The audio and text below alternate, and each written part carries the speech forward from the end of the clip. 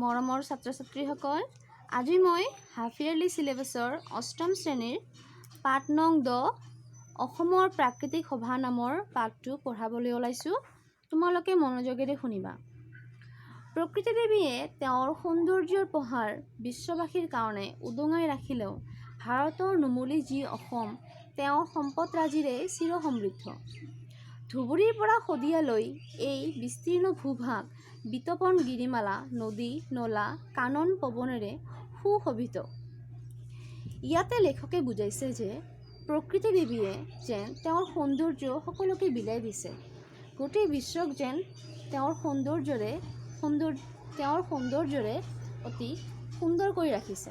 তাৰ ভিতৰত ভাৰতৰ নুমলীজী মানে ভাৰতৰ অতি মৰমৰ সৰু ছোৱালী অসমক বুজাইছে।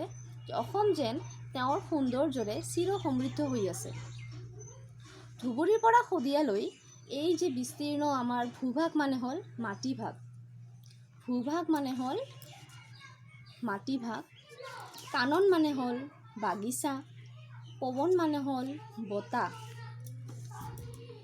এই চাৰিওফালে বিস্তাৰিত হৈ থকা মাটিভাগ বিতপন গিৰিমালা। গিৰিমালা মানে হ'ল পৰ্বতৰ শাৰী শাৰী, নদী নলা, তাৰপিছত নানা ধৰণৰ বাগিচা, ফুল, বতাহ, সেই সকলোৰে যেন সুশোভিত কৰি তুলিছে, মানে সুসজ্জিত কৰি তুলিছে। মহাবাহু লহিত্যই তেওঁৰ পবিত্ৰ অফুৰন্ত জলৰাশিৰে অসমীয়া আইক চিৰসুন্দৰী কৰি ৰাখিছে। কবিৰ ভাষাত ক'বলৈ গ'লে ইয়াত নিজৰাই বিন বাই, নৈয়ে নাচে, গছে কথা পাতে, আকৌ শিলে শিলে খিল খিল জিলমিল মুকুতাৰ হাৰ। মহাবাহু লহিত্যই বুজাইছে যে আমাৰ নদী ব্ৰহ্মপুত্ৰৰ কথা। ব্ৰহ্মপুত্ৰৰ আন এক নাম হ'ল লহিত্য বুলি বুজাইছে। সেইটো হ'ল লুইতৰ সংস্কৃতি আৰু ব্ৰহ্মপুত্ৰৰ সেই লহিত্য। এই লহিত্যই যেন তেওঁৰ অফুৰন্ত মানে হ'ল প্ৰচুৰ পৰিমাণে থকা পানীৰে সেই জলৰাশিৰে যেন আমাৰ অসমীয়াইক চিৰসুন্দৰী কৰি ৰাখিছে। কবিৰ ভাষাত ক'বলৈ গ'লে যেন সেই পানী, সেই নিজৰা বৈ আহে যে, সেইটো যেন সেই নিজৰাৰ যি কলকলনি শব্দ, সেইটো যেন বিনৰ শব্দৰ নিচিনা। ইয়াতে বিন বাই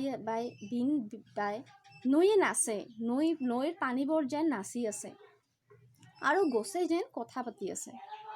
আকৌ কৈছে যে শিলে শিলে শিলৰ যি সৰু সুৰা শিল মিলি যেন মুকুতাৰ হাৰৰ নিচিনা সুন্দৰ এটা হাৰৰ সৃষ্টি কৰিছে, সুন্দৰ মালা বনাইছে। অসমৰ প্ৰকৃতিত 6 ঋতুৰ আগমনত অসমীয়ায়ে এক অপৰূপ ৰূপত দেখা দিয়ে। মধু ঋতুৰ চিৰসহচৰ কুলিয়ে পঞ্চমত সুৰ তুলি অসমৰ আকাশ ধ্বনিমুখৰ কৰি তোলে। বসুমতী শ্যামলী সাজেৰে সুশোভিত হয়। ইয়াত কৈছে যে আমাৰ ভাৰতত ঋতু হ'ল 6টা। এই 6টা ঋতু হ'ল বসন্ত, গ্ৰীষ্ম, বৰ্ষা, শৰৎ, হেমন্ত আৰু শীত।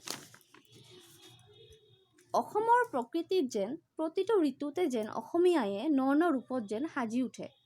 আৰু প্ৰথমতে ইয়াতে কৈছে যে বসন্ত ঋতুত যেন কুলিয়ে যেন নিজৰ অতি সুন্দৰ মাতেৰে যেন অসমৰ আকাশ ধ্বনিমুখৰ কৰি তোলে। আমাৰ এই বসুমতী মানে হ'ল মাটিভাগ যেন শ্যামলী সাজেৰে সুশোভিত হয়। শ্যামলী মানে হ'ল শ্যামবৰণীয়া, কলা সেউজীয়া যেন হৈ উঠে। আমাৰ এই মাটিভাগ যেন সেউজ হৈ উঠে, সেউজীয়া পৰিৱেশৰ এটা সৃষ্টি হয় আৰু অতি সুন্দৰ হৈ উঠে। কুসুমিত আম্ৰ কানন ভ্ৰমৰাৰ গুঞ্জন আৰু কুলিৰ কু কু ৰৱেৰে মুখৰিত হয়। চম্পা, নাহৰ আদি ফুলৰ সুবাসেৰে আৰু পলাশ, মদাৰ আদি ফুলৰ ৰঙেৰে অসম ভূমি আমোলমল আৰু ৰংচঙীয়া হৈ উঠে। মুঠতে বসন্তৰ প্ৰকৃতিয়ে ইন্দ্ৰপুৰী ৰচনা কৰে। কুসুমিত মানে হ'ল ফুল থকা, আম্ৰ কানন মানে হ'ল আমৰ বাগিচা, ভ্ৰমৰাৰ গুঞ্জন, ভ্ৰমৰাৰ যি শব্দ, গুণগুণনি শব্দ, গুঞ্জন মানে হ'ল গুণগুণনি, আম্ৰ কানন মানে হ'ল আমৰ বাগিচা। এই ফুল থকা আমৰ বাগিচাৰ যেন ভমৰাৰ গুঞ্জনে আৰু কুলিৰ শব্দেৰে যেন চাৰিওফালে যেন অতি সুন্দৰ এটা পৰিৱেশৰ সৃষ্টি হয়।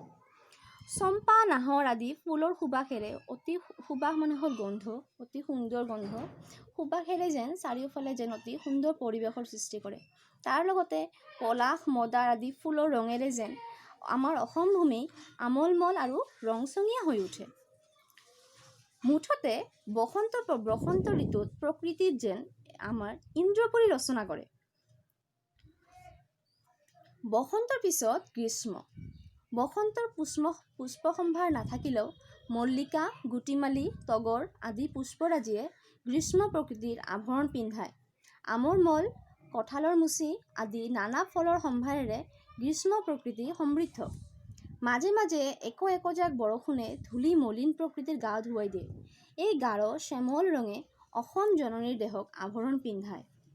বসন্তৰ পিছত আহে গ্ৰীষ্ম। বসন্তৰ সময়ত ফুলা ফুলবোৰ নাথাকিলেও গ্ৰীষ্মকালতে মল্লিকা, গুটিমালি, তগৰ আদি ফুলে গ্ৰীষ্ম প্ৰকৃতিক যেন অতি এটা সুন্দৰ সাজ পিন্ধায়। তাৰ লগতে আমৰ যি মল হয়, তাৰপিছত কঁঠালৰ মুচি আদি নানা ফলৰ সম্ভাৰেৰে, নানা ফল মূলেৰে যেন গ্ৰীষ্ম প্ৰকৃতি সমৃদ্ধ হৈ থাকে, পৰিপূৰ্ণ হৈ থাকে। আৰু মাজে মাজে পৰা বৰষুণে যেন প্ৰকৃতিৰ ধূলিবোৰ যেন মুচাই দিয়ে আৰু আমাৰ যি গছ লতা বন আছে, ধূলি পৰি থাকে, সেইবোৰ লেতেৰা হৈ থাকে, সেইবোৰ যেন প্ৰকৃতিক যেন গা ধুৱাই দি সুন্দৰ কৰি তোলে।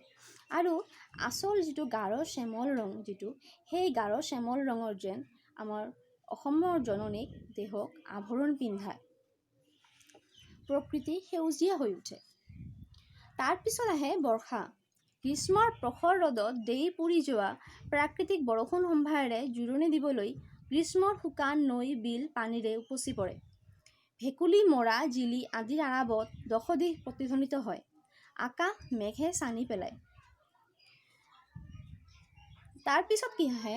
বসন্তৰ পিছত আহে হ'ল বৰ্ষা। বসন্তৰ পিছত আহে গ্ৰীষ্ম। গ্ৰীষ্মৰ পিছত আহে বৰ্ষা। এই বৰ্ষা ঋতুত যেন গ্ৰীষ্মৰ সেই প্ৰখৰ ৰ'দত দেই পুৰি যোৱা সেই গছ বন লতা সকলোকে যেন জোৰণি দিবলৈ যেন বিভিন্ন নৈ, বিল আদি যেন পানীৰে যেন উপচি পৰে। আৰু লগতে ভেকুলী, মৰা আদিৰ আৰাৱত শব্দেৰে দহটা দিশ আমাৰ চাৰিওফালৰ পৰিৱেশ যেন প্ৰতিধ্বনিত হয় আৰু আকাশ যেন মেঘে ঢাকি ধৰে। বাৰিষাৰ ক'লা মেঘে ঢকা আকাশৰ মাজেদি উৰি যোৱা বগলী জাকলৈ চাই থাকিবৰ মন যায়। কেতিয়াবা আকাশ মেঘহীন হ'লে বাৰিষা সৰোবৰৰ বুকুত হাঁহি থকা ভেটফুলৰ ওপৰত নিৰ্মল জোনাক পৰি মায়াপুৰী ৰচনা কৰে। কৈছে যে সেই বাৰিষাৰ বতৰৰ সেই মেঘে ঢকা আকাশৰ মাজে যেতিয়া বগলী জাক উৰি যায়, সেই দৃশ্য যেন চাই থাকিব মন যায়। আৰু তাৰপিছত যেতিয়া আকাশত যেতিয়া মেঘ নাথাকে, তেতিয়া সেই বাৰিষাৰ সেই সময়ৰ সৰোবৰৰ বুকুত ফুলি থকা ভেটফুল চালে যেন সেই ভেটফুলৰ ওপৰত যেতিয়া জোনাকৰ পোহৰ পৰে, তেতিয়া সেইটো যেন এটা মায়াপুৰীৰ নিচিনা হয়, মায়াপুৰী ৰচনা কৰাৰ দৰে হয়। আৰু এই দৃশ্য অতি মনোমোহা হয়। বৰ্ষা গ'লে শৰৎ। পদুমৰ ৰূপ আৰু গন্ধ শূন্যত লীন নহওঁতেই শেৱালিয়ে আহি শৰতক সম্বৰ্ধনা জনায়। বৰ্ষাৰ মেঘমালা ক্ৰমে ক্ষীণ হৈ আহে। শৰতৰ আকাশৰ জোনৰ জেউতি সবাতোকৈ মনোৰম। বতাহত ঢৌ খেলি থকা সেউজীয়া ধানে ঢকা পথাৰলৈ চালে মনত এটা অপূৰ্ব তৃপ্তিৰ সঞ্চাৰ হয়। নৈ, বিল, হ্ৰদ আদি ক্ষীণকায় হৈ পংকিলতা দূৰ হোৱাত উজ্জ্বল হোৱা দেখা যায়। বৰ্ষা গ'লে আহে শৰৎ ঋতু। সেই সময়ত যেন পদুমৰ ৰূপ আৰু সৌন্দৰ্য গন্ধ শূন্যত যেন লীন নহওঁতেই তেতিয়া কি হয়, শেৱালি ফুলে আহি যেন শৰতক যেন সম্বৰ্ধনা জনায়। সম্বৰ্ধনা মানে হ'ল অভিনন্দন। শৰৎ ঋতুক যেন অভিনন্দন জনাব আহে। আৰু বৰ্ষাৰ যিটো মেঘমালা, মেঘে ঢকা থাকে আকাশ, সেইটো যেন ক্ৰমান্বয়ে ক্ষীণ হৈ আহে, কমি আহে। আৰু সেই শৰতৰ আকাশৰ যি জোনৰ জেউতি থাকে, সেই জোনৰ জেউতি যেন দেখিবলৈ বহুত ধুনীয়া হয়। আৰু বতাহত ঢৌ খেলি থকা সেউজীয়া ধাননি পথাৰে যেন সেই পথাৰ আমাৰ মনত যেন এটা অপূৰ্ব শান্তিৰ সৃষ্টি কৰে, অপূৰ্ব তৃপ্তিৰ সঞ্চাৰ কৰে আমাৰ। তাৰ লগতে নৈ বিল হ্ৰদ আদিৰ পানীবোৰ লেতেৰা যিবোৰ পৰিৱেশ থাকে লেতেৰাবোৰ সেই দূৰ হৈ উজ্জ্বল হোৱা দেখা যায়। শৰতৰ শেষত নিয়ৰৰ কণিকাৰে গছৰ পাতত দুবৰি বনত মুকুতা আৰি হেমন্তই ভুমুকি মাৰে। হেমন্তকাল অসমৰ খেতিয়কসকলৰ খেতি চপোৱাৰ সময়। পথাৰৰ পিছত পথাৰ পকা ধানে ভৰা। চাই চাই চহাৰ পাণত আনন্দই নধৰা হয়। হেমন্তৰ কুঁৱলী ঘনীভূত কৰি গতিৰ প্ৰকৃতিক বগা চাদৰেৰে ঢাকি শীতকালৰ আৱিৰ্ভাৱ হয়। বিশ্ব প্ৰকৃতি জুৰি এটা জড় স্থবিৰ ভাৱ। শুকান হালধীয়া পাতৰ আভৰণেৰে গছ লতা সুশোভিত হয়। বাৰ্ধক্যৰ কাৰণে অনুতাপ কৰি সিহঁতে যেন নিয়ৰৰ পানীৰে চকু লটকে। শৰতৰ শেষত সেই যে নিয়ৰৰ কণিকাবোৰ হয় আৰু সেই নিয়ৰৰ কণিকাবোৰ গছৰ পাতত আগত আৰু দুবৰি বনত পৰি যেন সেই মুকুতাৰ নিচিনা সৌন্দৰ্যৰ সৃষ্টি কৰে। আৰু সেই সৌন্দৰ্যৰ সৃষ্টি কৰি যেন হেমন্তই যেন আহি পায়, হেমন্ত যেন ভুমুকি মাৰে। আৰু সেই হেমন্তকাল হ'ল, হেমন্ত ঋতুত কি হয়, অসমৰ খেতিয়কসকলৰ খেতি চপোৱাৰ সময় হয়। আৰু তেতিয়া পথাৰ সেউজীয়া হৈ উঠে। সেউজীয়া হোৱাৰ পিছৰ যিটো পৰ্যায়, ধানবোৰ যেন পকি যেন সেই হালধীয়া হয়। আৰু সেই দৃশ্যবোৰ চালে যেন চহাৰ প্ৰাণত আনন্দ নধৰা হয়। আৰু তাৰ লগতে হেমন্তৰ কুঁৱলী ঘনীভূত সেই যে ৰাতিপুৱা উঠি যিটো আমাৰ নিয়ৰ যিটো কুঁৱলী ঘনীভূত হৈ থাকে, সেই কুঁৱলীৰে যেন এটা বগা চাদৰেৰে যেন আমাৰ এই প্ৰকৃতিক যেন ঢাকি ধৰাৰ নিচিনা হয়। আৰু ঢাকি ধৰি যেন শীতকালৰ আৱিৰ্ভাৱ হয়, ঠাণ্ডাৰ সময় আৰম্ভ হয়। আৰু তেতিয়া যেন এটা ঠাণ্ডাৰ বতৰ আৰম্ভ হয়। আৰু সকলো গছৰ পাতৰ যেন পাতবোৰ হালধীয়া হৈ সেই গছলতাবোৰ যেন আৰু এটা সৌন্দৰ্যত লিপ্ত হয়। আৰু বাৰ্ধক্যৰ কাৰণে সেই গছলতাবোৰ যেন বাৰ্ধক্যৰ কাৰণে মানে হ'ল বয়স বৃদ্ধি হোৱাৰ কথা বুলি কৈছে, যে যেতিয়া গছ বনৰ বয়স বেছি হৈ যায়, গছ বনৰ পাতবোৰ পকিবলৈ ধৰে, তেতিয়া সিহঁতে যেন বহুত দুখ কষ্ট অনুভৱ কৰি যেন নিয়ৰৰ পানীৰে যেন তেওঁলোকে কান্দিব ধৰে, চকু লটকে। প্ৰকৃতিৰ সপোন পঢ়ি অসমৰ কবিসকলেও কম বেছি পৰিমাণে প্ৰকৃতিৰ গুণত মুগ্ধ হৈ তেওঁৰ যশোগান গাইছে। যুগৰ প্ৰভাৱত আধুনিক কবিসকলৰ প্ৰকৃতিৰ প্ৰীতি টুটি আহিলেও অসমৰ কবিসকল আজিও প্ৰকৃতিৰ পূজাৰী। প্ৰকৃতিৰ সপোন পঢ়ি আমাৰ এই অসমৰ কবিসকলেও কম বেছি পৰিমাণে কি হৈছে, যে প্ৰকৃতিৰ গুণত মুগ্ধ হৈছে। আৰু প্ৰকৃতিৰ সেই আমাৰ কবিসকলে, লেখকসকলে প্ৰকৃতিৰ গুণগান গাইছে, যশোগান গাইছে। আৰু যুগৰ প্ৰভাৱত যদিও আধুনিক কবিসকল আহিব, আধুনিক কবিসকলৰ প্ৰকৃতিৰ প্ৰতি অলপ প্ৰীতি যদি কমিও আহে, টুটি অহা মানে কমিও আহে, তথাপি আমাৰ অসমৰ যিসকল কবি আছে, সেই কবিসকল আজিও প্ৰকৃতিৰ পূজাৰী হৈয়ে আছে আৰু থাকিব। যিদিনা যান্ত্ৰিক সভ্যতাৰ ঠাল ঠেঙুলিয়ে সদৌ অসম বিয়পি পৰিব, অসমৰ প্ৰকৃতিৰো সিদিনা অৱশ্যে অংগ ক্ষুণ্ণ হ'ব। তথাপি লুইতৰ সোঁত গিৰিমালাৰ শ্যামল কান্তি নিজৰাৰ গীত মাৰ যাওঁতে কেইবা যুগো লাগিব। প্ৰকৃতিয়ে তেওঁৰ শেষ আশ্ৰয় অসমৰ মৰমী বুকু সতকাই পৰিত্যাগ নকৰে। যেতিয়া যান্ত্ৰিক যুগৰ ফলত যন্ত্ৰৰ যেতিয়া যুগ হ'ব, তেতিয়া যদিও অসমৰ বুকুত অলপ হ'লেও হানি কৰিব, অলপ হ'লেও চাৰিওফালে অসমত যান্ত্ৰিক সভ্যতাৰ দৃষ্টি আৰু ঠাল ঠেঙুলি বিয়পি পৰিব, তেতিয়া হয়তো অলপ অসমৰ প্ৰকৃতিৰ অংগ ক্ষুণ্ণ হ'ব পাৰে, অলপ ক্ষতি হ'ব পাৰে। তথাপিও লুইতৰ সোঁত, লুইত মানে হ'ল ব্ৰহ্মপুত্ৰৰ আৰেক নাম। ব্ৰহ্মপুত্ৰৰ পানী লুইতৰ যি সোঁত বৈ আছে, আমাৰ যি গিৰিমালা আছে, পৰ্বতৰ যি মালা আছে, শাৰী শাৰী পৰ্বত, আৰু নিজৰাৰ সেই গীত মাৰ, নিজৰাৰ শব্দ, এই সকলোখিনি শেষ হোৱাৰ কাৰণে যুগ লাগি যাব। তথাপিও হয়তো আমাৰ প্ৰকৃতি দেৱীয়ে আমাৰ অসমৰ বুকু পৰিত্যাগ নকৰিব।